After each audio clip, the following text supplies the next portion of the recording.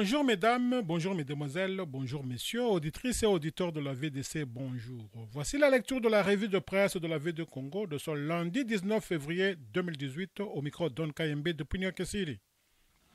Nous avons 5 points qui constituent la charpente de notre revue de presse. 1. Football. Cédric Bakambu, le joueur africain le plus cher. 2.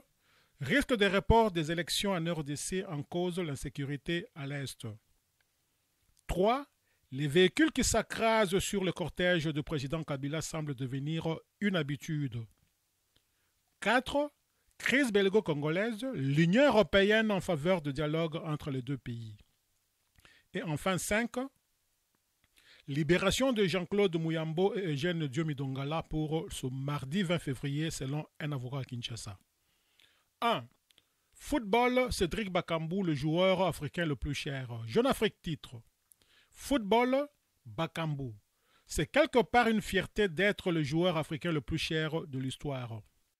Réuni depuis ce dimanche en Chine, le Beijing Sinobo Gowen devrait finaliser très prochainement le transfert de Cédric Bakambu, ancien joueur de Villarreal en Espagne. L'attaquant congolais, qui a coûté 74 millions d'euros au club chinois, deviendra ainsi le joueur africain le plus cher de l'histoire. Le suspense, même s'il ne faisait aucun doute que Cédric Bakambu poursuivrait bien sa carrière à la Chinese Super League, le championnat de football en Chine prendra définitivement fin dans quelques jours. Le temps pour les dirigeants du club Beijing de finaliser les préparatifs de l'officialisation du transfert du buteur congolais.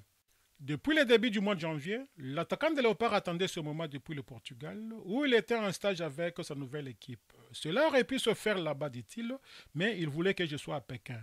Il y aura des journalistes locaux, mais aussi les membres de la communauté congolaise. Je n'ai pas encore eu l'occasion de me rendre en Chine. J'avoue que j'ai vraiment hâte de m'y rendre, renseigne Jeune Afrique. 2. Risque de report des élections en RDC en cause l'insécurité à l'Est. Avec la situation sécuritaire dans l'Est de la République démocratique du Congo, le potentiel évoque l'hypothèse d'un possible report de la date de scrutin combiné, présidentiel, législative nationale et provinciale et titre Nanga alerte, Kabila banalise. Le potentiel rapporte que le président de la CENI a lancé l'alerte sur le risque permanent qui pèse sur le respect du calendrier électoral en raison d'un regain d'insécurité en RDC, essentiellement dans la province de l'Ituri. L'inquiétude s'accroît. Corneille Nangaa, président de la CENI, ne s'en cache pas. C'est-à-dire que la RDC traverse une zone de très forte turbulence avec des combats dans l'est du pays, une situation que la CENI suit de très près. Ces experts travaillent déjà sur une possibilité de revoir certaines échéances fixées dans le calendrier électoral, fait savoir le tabloïd. Si Nanga alerte, Kabila banalise, fait remarquer le journal. En visite officielle à Lusaka en Zambie, le président de la RDC promet de s'investir à fond pour établir la paix dans cette partie de la RDC. Apparemment, Corneille Nangaa a prêché dans le désert. En séjour à Lusaka, le président de la République a relativisé en déclarant que la situation est essentiellement calme sur l'ensemble du pays, hormis quelques points chauds. Du coup, Nangaa inquiet alerte, tandis que le président assuré banalise. 3. Les véhicules qui s'écrasent sur le cortège du président Kabila semblent devenir une habitude. Cependant, Kinshasa Times.cd informe que le cortège du président Kabila a connu un accident de circulation le 18 février à 10h35 le long du chemin Léopard Hill en face des ambassades de l'Arabie Saoudite de la France lors de la visite à la résidence de Kenneth Kaunda près de State Lodge à Lusaka East dans la capitale de la Zambie. Sans accuser les autorités zambiennes de tentative d'assassinat, un responsable de la délégation congolaise aurait confié à Watchdog qu'au minimum, c'est une négligence dangereuse de la part de la Zambie et que la RDC exige des enquêtes. Une demande que la porte-parole de la police zambienne, Esther Mwata Katongo, n'a pas refusée. Elle a assuré que des enquêtes étaient déjà en cours, ajoute kinshasatimes.cd. Le site rappelle que les véhicules qui s'écrasent sur le cortège du président Kabila semblent devenir une habitude. 5 personnes, 3 soldats et 2 civils sont décédés le 13 février lorsqu'un camion transportant du ciment a heurté un des véhicules du cortège présidentiel au village Minkelo à Songololo dans la province du Congo central. Le 5 février, un autre accident du cortège présidentiel a fait 2 blessés à Kinshasa sur l'avenue du 24 novembre.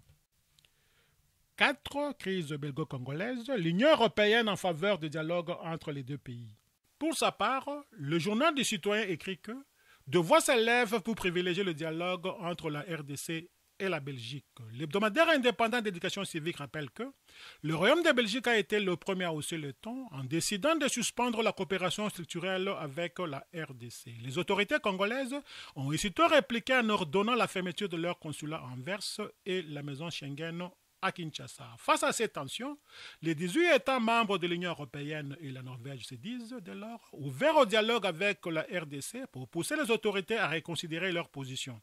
Kinshasa s'est dit prêt à jouer sa partition mais pose un préalable. Il faut qu'on comprenne d'abord pourquoi il y a eu cette attitude envers le gouvernement congolais avant qu'on dialogue, a affirmé le ministre congolais de la communication Lambert Mende. De son côté, la Belgique, tout en étant particulièrement inquiète à propos de la situation qui provoque en République démocratique du Congo, s'est dit toujours disposée à discuter d'une remise à plat des relations entre les deux pays. Enfin 5, libération de Jean-Claude Muyambo et Jeune Diomi Dongala pour ce mardi 20 février selon un avocat à Kinshasa. Actualité.cd titre la libération de Diomi et Muyambo annoncée pour ce mardi par un avocat. Jean-Claude Muyambo et Jeune Diomi Dongala, tous deux opposants, respectivement président de la Solidarité congolaise pour la démocratie et le développement, SCODE en sigle, et président de la démocratie chrétienne DC en sigle, seront libérés ce mardi 20 février 2018. C'est ce qu'a affirmé à l'actualité.cd ce lundi 19 février William Kalombo, avocat de Jean-Claude Muyambo.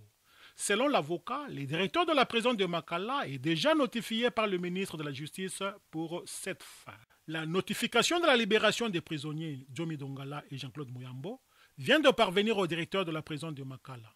Demain, mardi 20 février, ils seront libres, a-t-il affirmé. Diomi Dongala a été condamné à 10 ans de prison pour viol sur mineur, alors que Jean-Claude Muyambo avait écopé 26 mois pour stélionnat.